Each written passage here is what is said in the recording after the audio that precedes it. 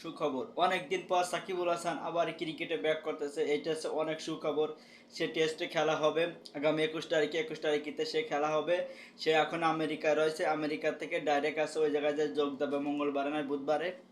এটা সব থেকে বড় সুখবর। যতই যাও সাকিবুল হাসান যেই দল করুক, যে যাই করুক, সে আছে দেশের একটা অনেক বড় একটা স্টার।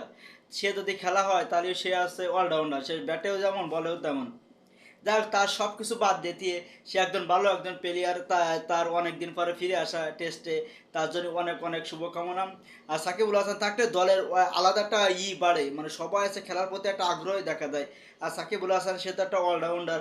আর সে বিশ্বের আছে অনেক মানে অনেক অনেক লিগে খেলে বেড়ায়। সাকিবুল হাসান থাকলে দলের প্রতি অনেক অনেক একটা আকর্ষিত আসে, দলের প্রতি অনেক একটা আয়।